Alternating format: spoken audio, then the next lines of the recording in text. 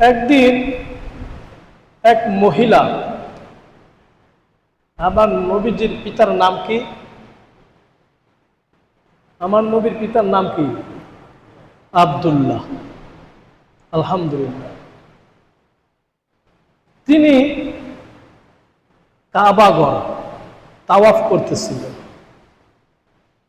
এমন সময় একটি মহিলা ডাকতেছে তিনার সাথে কথা বলার জন্য। কাবার কর্তব্যরত অবস্থায় ব্যস্ত ছিলেন, তিনার ডাকে সাড়া দিতে পারেননি, ওই দিন কথা বলতে পারেননি। এখানে এই কথাটা মনে রাখবেন, একটি মহিলা ডাকছিল, কথা বলার জন্য বলতে পারেন। কেন ডাকছিল? এটা আমাদের প্রশ্ন, ঠিক কিনা? কেন ডাকছিল? কি কথা বলতো ওই দিন?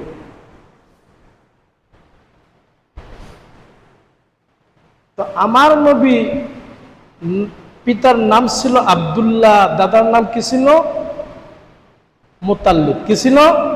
আব্দুল মুতাল্লিব। তিনি কাবাঘরের কি ছিলেন? কাবাঘরের কি ছিলেন? রক্ষণাবেক্ষণকারী। কাবাঘরের রক্ষণাবেক্ষণকারী ছিলেন। তিনি ছিলেন ওই শহরের সর্দার, তিনি ছিলেন ওই সমকার, ওই সময়ের, ওই জামানার প্রেসিডেন্ট মক্কার। তিনি ছিলেন ওই সময়ের প্রেসিডেন্ট। তিনি ব্যবসার উদ্দেশ্যে রওনা করছিলেন সিরিয়া। কোথায়? সিরিয়া। সিরিয়া যাইতে সময় লাগে অনেক, গাড়ি তো ছিল না, যানবাহন ছিল তখন কি? তখন যানবাহন ছিল ওট। আলহামদুলিল্লাহ, উত্তর সঠিক। যানবাহন ছিল ওট। ওটে করে সওয়ার করতেছে হেঁটে হেঁটে। দীর্ঘ সময়ের পথ যাইতে যাইতে রাত হয়ে যায়। তো রাত হয়ে গেছে, পথ ভুলে গেছে। কি হয়ে গেছে? পথ ভুলে গেছে। এখন পথ ভুলে গিয়ে তার যে দোস্ত মদিনায় ছিল, পরিচিত লোক, তার বাড়ির সামনে গিয়ে দেখলেন যে তার বাড়ির সামনে হাজির হয়ে গেছে মদিনা শহরে। ওই দোস্ত হলো আমেনার পিতা, মা আমেনার পিতা। আমার নবীর মার নাম কি? হ্যাঁ, আমেনা। সুবহানাল্লাহ। ওই আমেনা, মা আমেনার পিতার বাড়িতে মক্কা প্রেসিডেন্ট হাজির হয়ে গেল। এখন দারোয়ানকে বলতেছে, গিয়ে বলো আমি তার সাথে দেখা করতে চাই। তিনি ছিলেন তিনার কামরায়, ব্যক্তিগত কামরায়। ওই সময় দেখা করেন না কারো সাথে, যত বড় লোক হোক, যেই আসুক, তার একটা নিয়ম ছিল, ওই সময় তিনি দেখা করেন না। তো বলতেছে এখন দেখা করবে না, তিনি তিনার কামরায় আছেন। তুমি যাও, গিয়ে বলো আমার কথা, যে দেখা করতে আসছে। নাম বলে নাই। পরে গেল, কিন্তু বলার পরে আর আসে না। গিয়ে বলে এখন দেখা করবো না, ওই যে কথা ওইটাই। দ্বিতীয়বার আসার পরে বলছে, গিয়ে বলে আব্দুল মুতাল্লিব, মক্কা নগরীর কাবা ঘরের খাদেম, রক্ষণাবেক্ষণকারী আব্দুল মুতাল্লিব তোমার সাথে দেখা করতে চায়। সুবহানাল্লাহ বলবেন না? বলে এই নাম যখন বলছে, গিয়া সামনে দারোয়ান ফাল দিয়ে দাঁড়ায় গেছে। সুবহানাল্লাহ। আমার দোস্ত, আমার বন্ধু, সেই মক্কা নগরীর প্রেসিডেন্ট আসছে, এই কথা তুমি আগে বলো নাই কেন? আমি তো মনে করছিলাম সাধারণ কোনো মানুষ হবে, তিনি তো একজন অসাধারণ মানুষ। তিনি পরে দৌড়ে এসে সামনে হাজির হয়ে বলতেছে, দোস্ত তুমি আসবা, আমাকে বলে আসবা না, হঠাৎ করে আসলা, আমি তো জানি না, আমি তো মনে করছি সাধারণ কোনো মানুষ, বেয়াদবি ক্ষমা করো। সুবহানাল্লাহ। এত ইজ্জত, এত সম্মান। ওই মা আমিনার পিতাও কিন্তু মদিনা শরীফের প্রেসিডেন্ট। সুবহানাল্লাহ, মদিনা শরীফের কি প্রেসিডেন্ট ছিলেন তখন। তখন ঘরে নিছে, আপ্যায়ন করতেছে। এক ঝলক মা আমিনার চেহারা আব্দুল মুত্তালিবের সামনে চলে আসলো। দেখার পরে পাগল হয়ে গেছে, এত সুন্দর। আর যে জিনিসটা তিনি খুঁজছিলেন এতদিন পর্যন্ত সেটা পেয়ে গেছেন। সুবহানাল্লাহ। কি? আব্দুল মুত্তালিব, আব্দুল্লাহ ছিল সুন্দর সুঠাম দেহের অধিকারী, চেহারা সুন্দর, বডিগার্ডি ভালা, নায়কের মতো চেহারা। বাংলায় বইলা বুঝাইলাম কথাটা, কেমন সুন্দর ছিলেন। ফিটফাট একজন যুবক ছিলেন, তরুণ ছিলেন। তিনাকে অনেক মোহাব্বত করতেন, ভালোবাসতেন। তাকে রেখে গেছিল, ব্যবসার উদ্দেশ্যে রওনা হয়েছে না, কিন্তু তার দিয়ে বেশি কাজকর্ম করার নাই, রেখে গেছিলেন বাড়িতে। তো তিনি আমিনার পিতাকে প্রস্তাব জানাই দিল, তোমার সাথে আমি আত্মীয় করতে চাই। কি করতে চায়? হ্যাঁ, তোমার সাথে আমি আত্মীয় করতে চাই, তোমার মেয়েকে আমার ছেড়ে দিয়ে নিতে চাই। এইবার মা আমিনার পিতা বলতেছে, দোস্ত, এই কথা ছাড়া তুমি অন্য কথা বলো, এই কথাটা বলিও না। কেন? এইটারও কারণ আছে। আর তিনি প্রস্তাব দিচ্ছেন কেন? এইটারও কারণ আছে। এইবার বলতেছে, তোমার যে ছেলে, একটা চোখ বড়, একটা টেকরা, একটা নাক ঠিক মতো নাই, কালা বসকা, আমার মাইয়া তোমার ছেলের কাছে দিব না, এই চেহারা। আব্দুল মুত্তালিব বলল, ও দোস্ত, আমি যার জন্য প্রস্তাব দিছি তাকে এখানে নিয়ে আসি নাই। বলে, যাই বলো, বাড়িতে থাকুক, আমি তোমার সাথে এই আত্মীয়তা করতে পারবো না। বলে, ঠিক আছে, তুমি করিও না, কিন্তু আমার আব্দুল্লাহকে একবার দেখো, পরে না করো। একবার দেখো, পরে তুমি সিদ্ধান্ত নিও। এইবার আব্দুল মুত্তালিব তার সাথে যে পুত্ররা ছিল ওখান থেকে এক পুত্রকে বলল, যাও, আমার আব্দুল্লাহকে শেরওয়ানি পরাইয়া, ধুলা সাজাইয়া, সওয়ার করিয়া নিয়ে আসো। সুবহানাল্লাহ। এইবার যখন সামনে নিয়ে উপস্থিত করে দিল আব্দুল্লাহকে, বলে, ও দোস্ত, আমি এতদিন পর্যন্ত যে যুবকটাকে তন্ন তন্ন করে মদিনার শহর খুঁজেছিলাম, আমি তো দোস্ত জানতাম না তোর ঘরে যে এই যুবকটাকে আমাকে বারবার স্বপ্নে দেখাইছে যে আমিনার সাথে তার বিয়ে দেওয়ার জন্য। সুবহানাল্লাহ বলবেন না?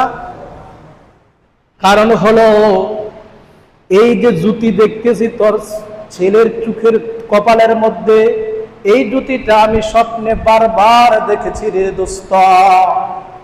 আমার মেয়েরও এমন একটি জুতি বের হয়, এমন একটা জুতি চোখের মধ্যে, কপালের মধ্যে মাঝে মাঝে প্রকাশ পায়, আমি অবাক হয়ে যাই, ঘরটা আলোকিত হয়ে যায়। সুবহানাল্লাহ। এজন্য স্বপ্নে আমাকে দেখাইছে, আমি দেখেছি এইরকম ছেলের সাথে আমার বিবাহ বন্ধন করতে হবে। কিন্তু তোর ঘরে যে এই সন্তান লুকিয়ে আছে এইটা তো আমি জানি নাই রে। এইবার বলে, দোস্ত, তাহলে আমার কথাও শোন।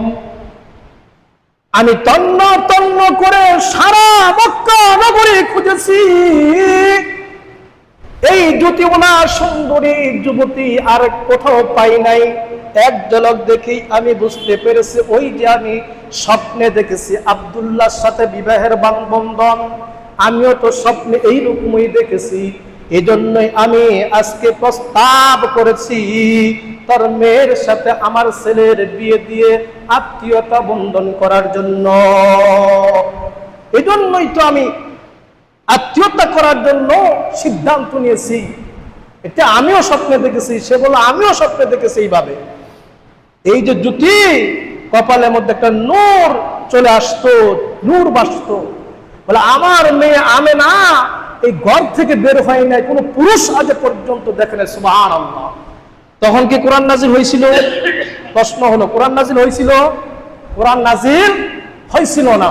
পর্দার বিধান ছিল? পর্দার বিধানও ছিল না। কিন্তু তারপরও দেখেন মা আমেনাকে কোনো পুরুষ দেখতে পারে না, এই ঘরের ভিতরে থাকতো। আর আজকালকার মহিলাদের অবস্থা কি দেখেন। এদিকে না গেলাম, আল্লাহ হেদায়েত দান করুক। সকলে বলে আল্লাহুম্মা আমিন। এইবার দুইজন তাদের স্বপ্ন যা দেখেছিল সঠিক হয়েছে। বিবাহের বন্ধন অনুষ্ঠান শুরু করে দিল। বলে অনুষ্ঠান শুরু করো। সুবহানাল্লাহ ওয়া বিহামদিহি। এইবার বিবাহ করে শর্ট করে বলতেছে, অনেক কথা ছিল এখানে। বাড়িতে নিয়ে গেলেন। বাড়িতে নিয়ে যাওয়ার পরে পরের দিন, বিয়ের পরের দিন আবার আব্দুল্লাহ নবীজির পিতা আবার ওই কাবাঘরকে জিয়ারত করার জন্য গেছিলেন।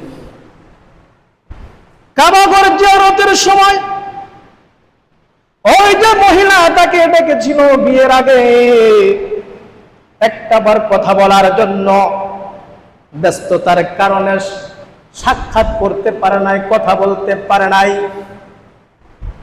এইবার দেখা হওয়ার পরে বলতেছে, তুমি তো আমাকে ওই দিন দেখেছিলে, আমি তো ব্যস্ত ছিলাম, তোয়াক্রত অবস্থায় ছিলাম, এই জন্য তোমার ডাকে সাড়া দিতে পারি নাই, কথা বলতে পারি নাই।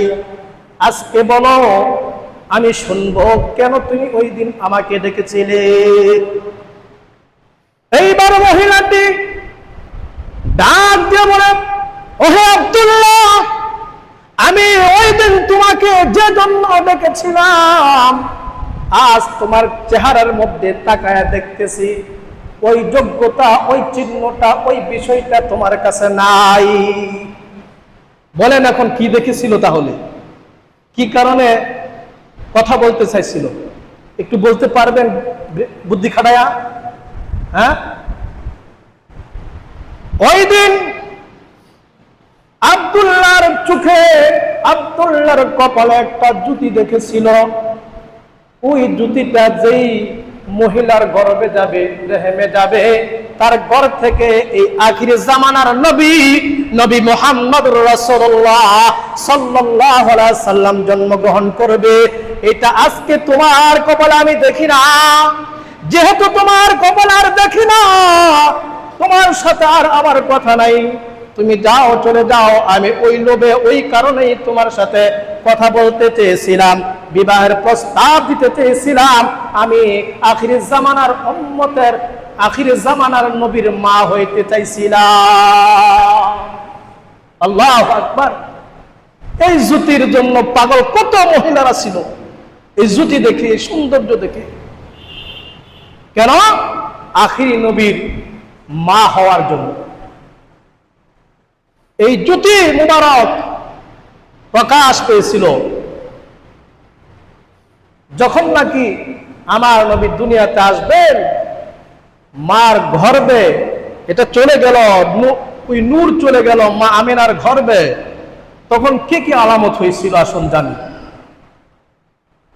আমার নবী যখন মায়ের গর্ভে, এই কপাল থেকে, চোখ থেকে যখন জুতিটা মা আমিনার গর্ভে চলে গিয়েছিল, তখন মা আমেনা যে রাস্তা দিয়ে হাঁটতো, চলতো, ওই রাস্তা গানে মুখরিত হয়ে যাইত। দীর্ঘক্ষণ পর্যন্ত এই রাস্তার মধ্যে সুঘ্রাণ থাকত। এমন একটি সুঘ্রাণ, এমন একটি সুঘ্রাণ, যে সুঘ্রাণ ইতিপূর্বে মক্কা নগরীর মধ্যে ছিল না। এত সুন্দর একটি সুবাস ইতিপূর্বে ছিল না। কিন্তু এই দিক দিয়ে আব্দুল্লাহ মারা গেছেন, বিধবা হয়ে গেল মা আমিনা। ওই সময়ের একটা নিয়ম ছিল, আইন ছিল রাষ্ট্রীয়ভাবে, বিধবা মহিলারা কোনোদিন কোন পারফিউম, কোন গান, আতর দিয়ে বের হইতে পারবে না, এটা নিষিদ্ধ ছিল। এখন তো আব্দুল মুত্তালিবের ছেলের বউ গ্রাম ব্যবহার করে, একজন দুইজন কানাকানি হইতেছে কিনা, কেন করে? এটা তো নিষেধ। সাহস পায় না। একজন হঠাৎ করে সাহস করে বলল, ও আব্দুল মুত্তালিব, তোমার যে পুত্রবধূ আছে, তোমরা কি জানো না মক্কা নগরীতে আইন বিদ্যা মহিলা কোনো গ্রাম, কোন পারফিউম ব্যবহার করতে পারবে না, সুবাস ব্যবহার করতে পারবে না। তাহলে তোমার পুত্রবধূ কেন করে? আর এমন গ্রাম করে, এমন সুবাস, এমন পারফিউম কোথা থেকে নিয়ে এসেছে? এত দামি পারফিউম যা মক্কা নগরীতে ইতিপূর্বে কোনোদিন দেখি নাই, কোনোদিন আমরা পাই নাই। এই কথা বলার পরে চিন্তা করলো, ঠিকই তো কথা, আমিও তো বাড়িতে এরকম কিছু গ্রাম পাই, কিন্তু বলতে পারি না।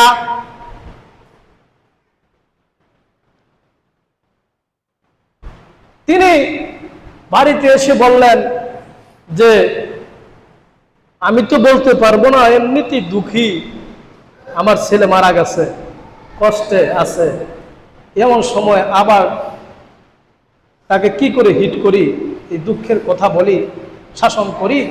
তিনি বললেন, আব্দুল মুত্তালিবের স্ত্রী অর্থাৎ আব্দুল্লাহর মা, নবীর দাদি, তার কাছে বললেন, তুমি একটু জিজ্ঞেস করে তো আমেনা এই সুবাস কোথা থেকে পেয়েছে, আর এটা কেন সে ব্যবহার করে, আমরাও তো বাড়িতে থাকি। তিনি বলতেছে, দাদি বলতেছে, ঠিকই তো কথা, আমিও তো এটা অনুভব করি। যখন সে ঘর থেকে বের হয়, যখন সে গোসলখানা থেকে বের হয়, বের হওয়ার পরে আমি যখন ঢুকি, তখন সেই ঘরটা সুবাসে ভরে যায়। এত সুন্দর গ্রাম আগে কখনো আমরা অনুভব করি নাই। আসলেই এই কথাটা সত্য। পরে গিয়া জিজ্ঞেস করতেছে আমেনাকে, তার শাশুড়ি বলতেছে, মাঘ নরম কোমল ভাষায়, যে তুমি যে পারফিউম ব্যবহার করো, এই সুবাস ব্যবহার করো, এটা তো মক্কা নগরীতে নিষেধ করা, তুমি এটা কোথা থেকে পেয়েছো? এরা তো এরকম সুগ্রাম যে দীর্ঘক্ষণ পর্যন্ত এটা বজায় থাকে। এবার বলতেছে মা আমেনা, মাগো মা, আমি কোনো পারফিউম ব্যবহার করি না, কোনো সুবাস ব্যবহার করি না, বিশ্বাস করেন। আমার শুধু গা থেকে নয়, মুখের লালা ফেলে দিয়ে দেখাই দিলেন, আমার মুখ থেকে যে ফেনা বের হয়, লালা বের হয়, এই লালার ভিতরেও সুগ্রাম আছে। এটা ফেলার সঙ্গে সঙ্গে ওই জায়গাটা গ্রামে মত হয়ে যায়। সুবহানাল্লাহ। মাগো মা, আমি কোনো পারফিউম ব্যবহার করি না, তবে আমার অনুভূতি হয়, আমার মন হয়, আমার অনুভূতি হয় এরকম যে আমার পেটে যে সন্তান আসতেছে, এই গ্রামটা আমার সন্তানের। আল্লাহু আকবার।